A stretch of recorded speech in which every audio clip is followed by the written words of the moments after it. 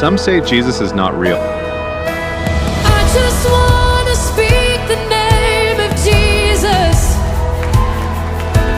over fear and all anxiety,